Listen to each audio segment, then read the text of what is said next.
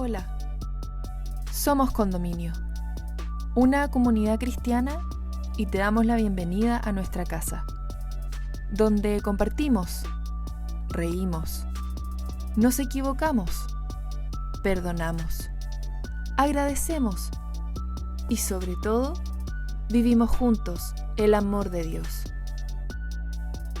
Llegamos a ti con nuestra serie Las Patrias, donde reflexionaremos en el episodio titulado El Reino de Dios, presentado por nuestro amigo de la casa, Claudio González. ¿Qué implica el Reino de Dios? ¿Y debemos hacer algo para acceder a él? Te invitamos a escucharlo y esperamos puedas encontrar muchas respuestas a estas preguntas en este episodio. Bienvenida, bienvenido.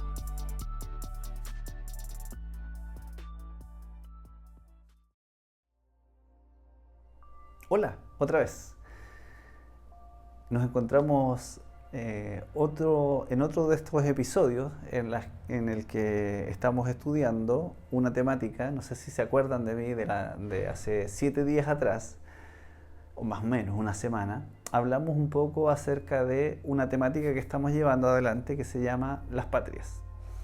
Este mes de septiembre estamos celebrando fiestas patrias en Chile, y entonces estamos hablando una temática espiritual, ¿cierto? Alusiva a este concepto de la patria.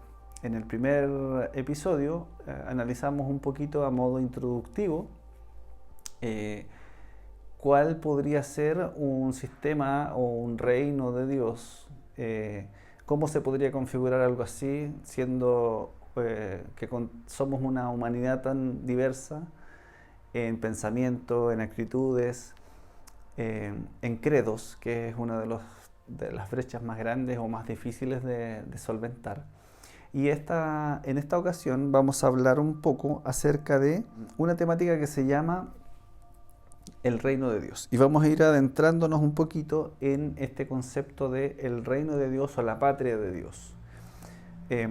Es un concepto muy profundo, no vamos a poder ver todo lo que quisiéramos ver, sin embargo vamos a intentar dar algunas pinceladas acerca de el reino de Dios, ¿ya? El reino de Dios. Ya analizamos un poco los sistemas de gobierno en el episodio pasado, y ahora vamos a seguir analizando bajo esa misma perspectiva. Para poder entender algo tenemos que tener una referencia, ¿verdad? Conocer o tener una idea de qué estamos hablando. En el caso del reino de Dios o el sistema de Dios, el sistema de gobierno de Dios, tal vez podríamos analizar lo que conocemos. ¿Y qué conocemos? Bueno, el sistema de gobierno de los humanos o los sistemas de gobierno de los humanos. Saben que es muy interesante reflexionar que, según nuestras estadísticas, las que hemos logrado conseguir, existen al menos 10 sistemas de gobierno en el mundo actualmente. Podemos mencionar algunos. Por ejemplo, tenemos las democracias, que es un sistema de gobierno en el que vivimos la mayoría. Más del 50% de los países del mundo están en democracia, es decir, hay voz y voto, ¿cierto? Están los sistemas de república, la república independiente, la república de Chile. Están los sistemas de monarquía, la monarquía, ¿cierto? Puede ser constitucional, absoluta, hay distintos diferencias y políticas muy, muy profundas. También están, lamentablemente, lo que conocemos como las dictaduras. Hay pocas, pero hay en el mundo en este momento, y son sistemas difíciles de imaginar, puesto que no vivimos en un sistema como esto. Por lo menos acá en Chile no vivimos en una dictadura. Hay sistemas autoritarios, de autoritarismo, hay sistemas teocráticos, que es bien interesante, son poquísimos los que hay. Por ejemplo, el Vaticano, un sistema teocrático. Ellos tienen un concepto de Dios que gobierna ese sistema, a pesar de ser un gobierno legalmente constituido en la humanidad. También reconocen un reinado divino, ¿cierto? Hay otras cosas como por ejemplo el comunismo y el socialismo, que son sistemas imperantes al día de hoy. El comunismo ya sabemos más o menos dónde está. Entendiendo un poco estos sistemas de gobierno y cómo son, podríamos comprender también cómo viven las personas en esos sistemas, cuál es su rutina diaria, qué pueden hacer y qué no pueden hacer, qué está permitido, qué está prohibido. La forma de dictar la conducta está dada por el sistema de gobierno en términos generales, ¿verdad? Y entonces, ya que no vivimos en todos estos sistemas, por ejemplo, nosotros acá no tenemos un sistema de monarquía, no sabemos qué es tener un rey y una reina que nos gobiernen. Sin embargo, en países, por ejemplo, africanos, sí existen sistemas de monarquías, y entonces habría que comprender un poco, tal vez, cómo es el rey y la reina para entender cómo es el sistema de gobierno. Si tenemos un rey implacable, un rey severo, probablemente vamos a tener un sistema muy estricto, ¿verdad? Por el contrario, si tuviéramos un rey dadivoso, compasivo, etcétera, podríamos considerar un sistema de gobierno mucho más distendido. Lo mismo ocurre con los sistemas dictatoriales.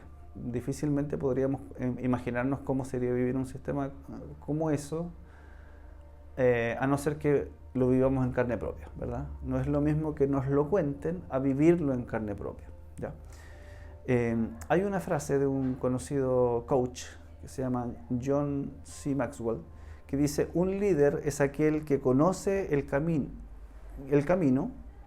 hace el camino y muestra el camino.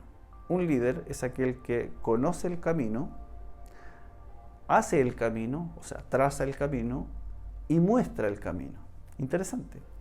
Es decir, probablemente la mejor forma de entender el reino de Dios es conocer cómo es Dios, conocer cómo es el liderazgo de Dios, y entonces podríamos comprender cómo es el reino de Dios. Yo traje unas imágenes acá, unas fotitos, para que nos hagamos una idea de lo que yo estoy señalando. La primera imagen muestra dos líderes que están en actual pugna. Ahí tenemos a Donald Trump y a Kamala Harris, ¿cierto? En el último debate fue intenso, duro. Y entonces podríamos previsualizar incluso antes de que se produzca ese sistema de gobierno cómo va a ser, cómo va a operar, ¿cierto? Ya por conocer al líder. Por ejemplo, tenemos nuestro presidente en Chile, sabemos cómo es su gobierno, y tenemos nuestro presidente vecino y cómo es su sistema de gobierno. Son dos sistemas bastante opuestos, con liderazgos bastante opuestos, con declaraciones bastante opuestas, políticamente opuestos, ¿verdad? Hay otra fotito que tengo acá, que está el Papa Francisco con el líder político del Vaticano. Ahí vemos que está esa dualidad, ¿cierto? El Papa Francisco es considerado para los fieles de aquella religión como el vicario de Dios en la tierra, el representante directo de Dios en la tierra, y entonces está a su izquierda el representante legal del sistema de gobierno del Vaticano. Interesante. Aquí hay otro presidente que es bien conocido, bien connotado, el presidente Zelensky. También se ha hecho muy famoso en este último tiempo por su forma de ser, por su ahínco, ¿verdad? Y ahora, yéndonos un poco más al plano espiritual, quisiera que nos pusiésemos en la mente la imagen de un buen rey, un buen sistema, y la imagen de un mal rey o un mal sistema. Y aquí trajimos en el caso de nuestro, trajimos unas imágenes para representar un poco en términos espirituales qué podría significar esto. ¿A ustedes les suena el nombre de Zeus, el concepto de Zeus, el dios del Olimpo? Aquí traje una foto de Zeus. Está enojado Zeus, está muy enojado y tiene un rayo en la mano listo para lanzarlo y descargar su enojo, su ira. Este podría ser un sistema de reinado, ¿verdad? Los antiguos pensaban que sus dioses del Olimpo eran un poco así, eran un poco, se molestaban y entonces generaban las catástrofes. Y cuando estaban de buena, entonces caía la lluvia o salía el sol, dependiendo de lo que ellos necesitaban. Y entonces el dios estaba complacido. En algunas culturas había que hacer sacrificios para calmar la ira del dios, ¿cierto? Había que cumplir leyes, había que ser riguroso con las ceremonias, había que ser muy correcto con los ritos. Si tú no cumplías a cabalidad aquellos ritos, entonces podía ser que tu Dios se molestara y te disparase un rayo. Era el concepto, es el concepto que probablemente hemos traído de Dios, de la deidad, del sistema de gobierno de Dios desde siempre. Probablemente si vamos por la calle y le preguntamos a alguien, ¿tú crees que Dios es bueno? Te va a decir que sí, y si le preguntamos, ¿tú crees que Dios castiga? Probablemente también te diga que sí. Es decir, tenemos en la conciencia la dualidad de un Dios airado en algún momento y de un Dios compasivo en otro momento, de un Dios no airado. Esta dualidad va a definir profundamente el concepto de reino que podamos tener. Va a definir nuestra cosmovisión del Dios en que creemos. Nuestra cosmovisión cristiana, si queremos ponerlo en términos cristianos, o nuestra cosmovisión religiosa. Traje otra imagen de un Dios distinto. ¿Saben que es el único Dios que sabemos, según las evidencias, que ha trabajado directamente con mujeres y las ha validado a pesar de ser mujeres no diosas? Porque claro, teníamos dioses en que estaba la contraparte diosa, y entonces había pugna entre ellos y se enojaban y demás y peleaban y se lanzaban rayos. Sin embargo, un rey no autoritario, compasivo, que además para la época rompió todos los esquemas, todos los paradigmas, vino y validó el acercarse a las personas de forma profunda, de forma cercana. Y uno de los esquemas y paradigmas más fuertes que rompió, no sé si ustedes están conscientes de eso, fue tener mujeres en su reino. Y más aún, mujeres validadas con voz, con voto, con capacidad de opinión, en una situación en donde no eran consideradas, no estaba permitido hablar, no estaba permitido... muchas cosas no estaban permitidas. Es más, se dice que en el sistema ministerial de Jesús, como cualquier ministerio, tiene que ser solventado económicamente. Hay que comer, hay que tener dinero para alojar, hay que tener dinero para vestir, ¿cierto? La ropa se gasta, los calzados se gastan. Hay que pagar por servicios, servicios básicos. ¿Y de dónde salía ese dinero? Los estudiosos dicen que venía de las mujeres que acompañaban a Jesús. María Magdalena, la esposa del mayordomo principal de Herodes, era una fiel sirviente de Jesús. Probablemente de ahí venía el dinero. Es poco probable que los discípulos hayan puesto el dinero, puesto que o eran pescadores o eran personas relegadas, y los que eran cobradores de impuestos, no me cuadra mentalmente que Jesús les haya pedido los impuestos del pueblo para usarlo para su causa. Probablemente no haya sido así. Entonces es interesante esto. Felipe le dijo a Jesús: Señor, déjanos ver al Padre, eso es lo que necesitamos. Y Jesús contestó: Felipe, ¿hace cuánto tiempo que estoy con ustedes y todavía no me conoces? El que me ha visto a mí, también ha visto al Padre. ¿Por qué me dices entonces, déjanos ver al Padre? ¿No crees que yo y el Padre somos uno? Y a los discípulos les dijo, lo que les he dicho no lo dije por mi propia cuenta.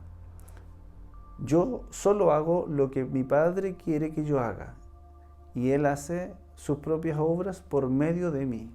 Es decir, había una conexión profunda, directa, entre Dios Padre y Jesús. Es decir, amigos, la mejor representación del Dios de la Biblia es Jesús. Por favor, no lo olvidemos. La mejor representación del Dios de la Biblia es Jesús.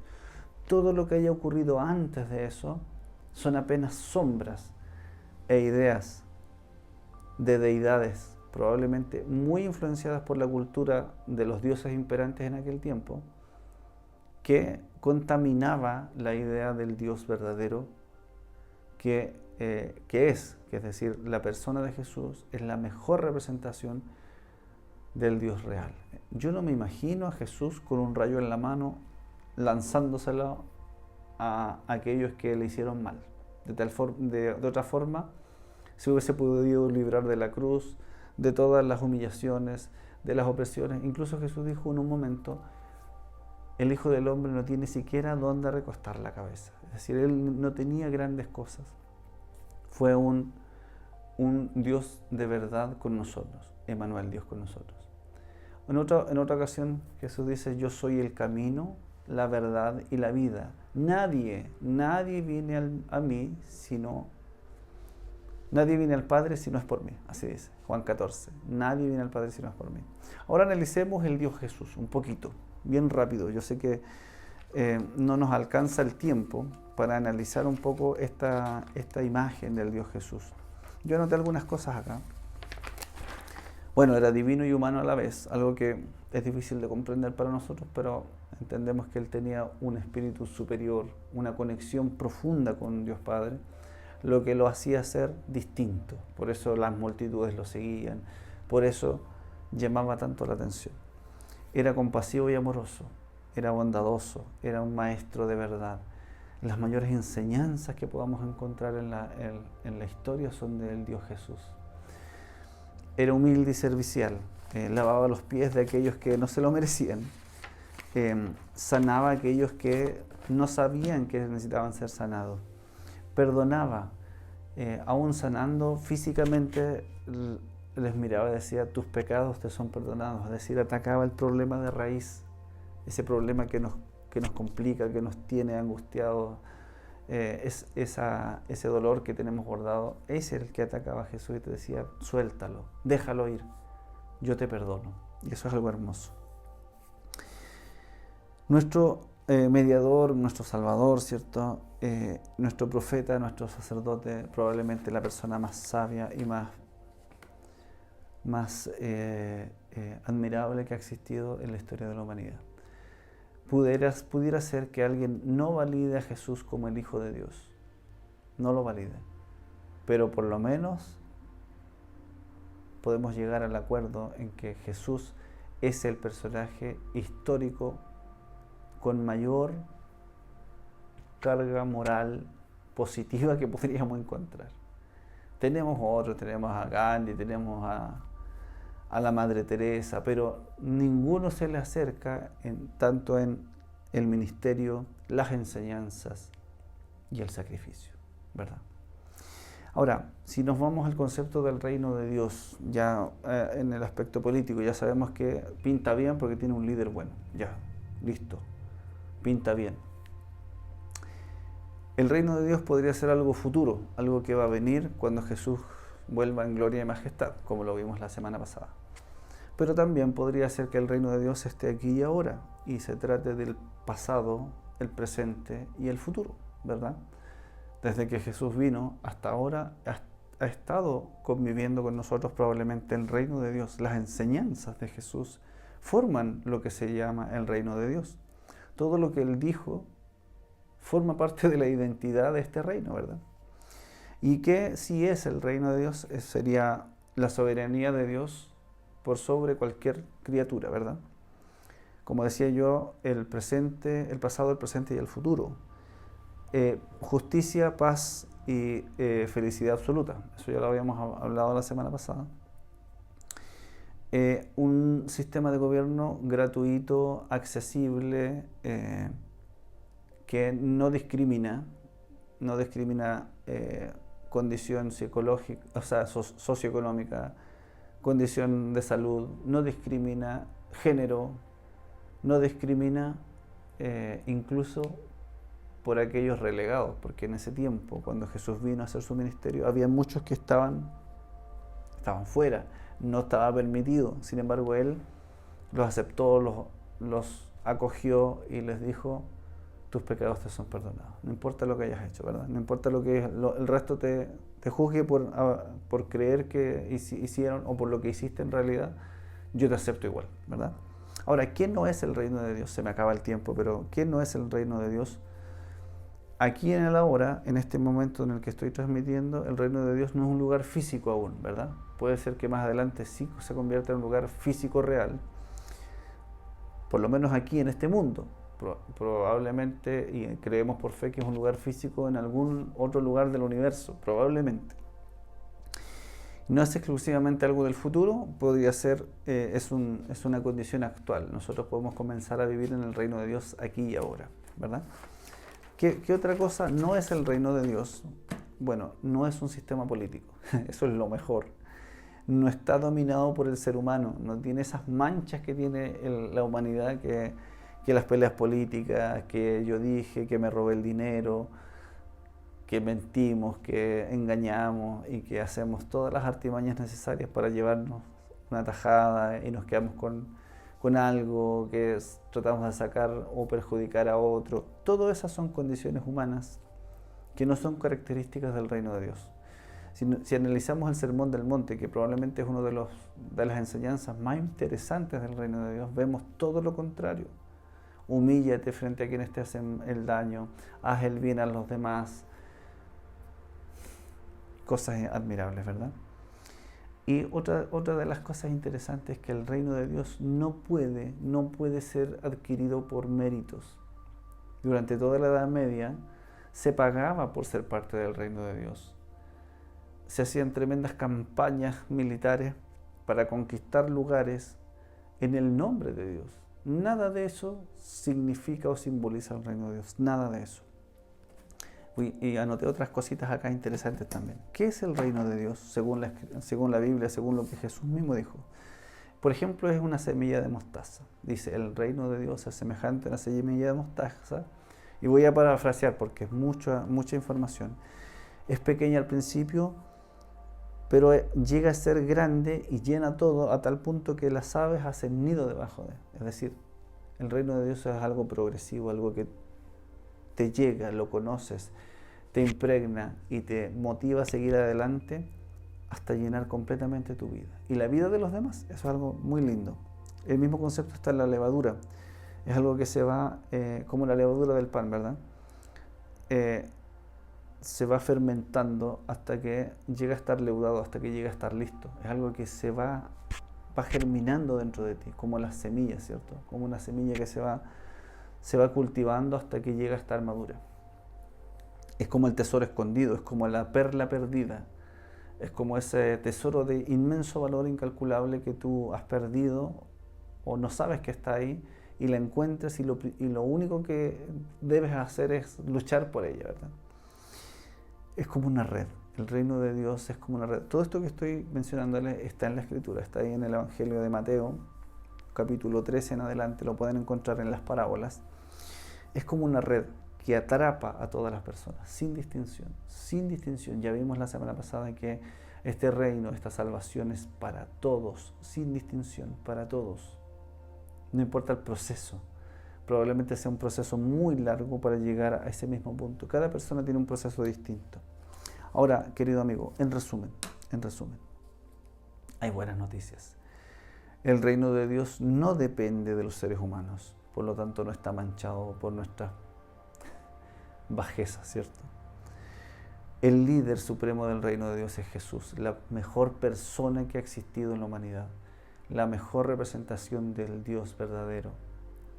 El reino de Dios es un cambio de vida que inmediatamente podemos comenzar a experimentar. No es algo futuro, no es algo que va a llegar, no es algo que lo esperamos y etéreo, no es algo que podemos empezar a vivir aquí y ahora. Y nos llena de emoción y de alegría a aquellos que ya estamos en este camino. No es que lo hayamos conseguido, como decía Pablo, es que estamos en el camino, estamos tratando de mejorar. No se acaba jamás, es decir, es inagotable. Tú puedes buscarle toda tu vida porque Dios es inagotable. Está completamente disponible para el alcance de todos. No rechaza a nadie. No es opresor. Nunca vamos a encontrar opresión en el reino de Dios, por mucho que te digan lo contrario. Según la Escritura, según la Biblia y las malas interpretaciones, Dios es como un Zeus. Pero no te quedes con eso, amigo. Investiga más a este Dios Jesús y te vas a dar cuenta que el Dios Jesús es solo amor, es solo compasión. Algunos fariseos le preguntaron a Jesús, ¿cuándo comenzará Dios a reinar aquí? Jesús le respondió, el reino de Dios no es algo que pueda verse. Tampoco se puede decir aquí está o allí está, porque el reino de Dios ya está entre ustedes. Amigo, amiga, la buena noticia es esto. El reino de Dios está entre nosotros. Las buenas noticias ya llegaron. Todo lo que tenemos que hacer es conocerla. Aprender a conocer a este reino maravilloso de un Dios de profundo amor, de solo amor, de no maldad, de no castigo. Y por muy disonante que nos parezca, este es un Dios que quiere salvarnos a todos, a todos. Un abrazo grande, espero que podamos seguir investigando, comprendiendo un poco más acerca de este gran Dios, de este reino maravilloso. Y te invito para la próxima semana, vamos a seguir profundizando en qué debemos hacer, cuál es la condición que debemos cumplir para poder llegar a formar parte de este reino. Hemos llegado al final de este estudio. Yo espero que tú seas bendecido, seas bendecida. Vamos a orar a Dios para que nos impregne más de este reino, que nos enseñe más de sus grandes cosas. Y esperamos que estas pequeñas palabras hayan sido de bendición para ti. Esperamos que te sientas a gusto con nosotros. Estás invitado, invitada a visitarnos en nuestras redes sociales. Somos Condominio, ese es el nombre que tenemos y nos puedes ubicar en todas las redes sociales. Tenemos videos de YouTube, hay temáticas muy interesantes. Yo quisiera recomendar cómo darle una segunda vuelta de tuerca a las parábolas de Jesús, que es algo que yo acabo de mencionar muy por encima. Finalmente, eres bienvenido, bienvenida si quieres acompañarnos presencialmente. Estaremos gustosos de compartir contigo, con tu familia, con tus amigos, cuando nos vengas a visitar. Un abrazo. Chau, chau.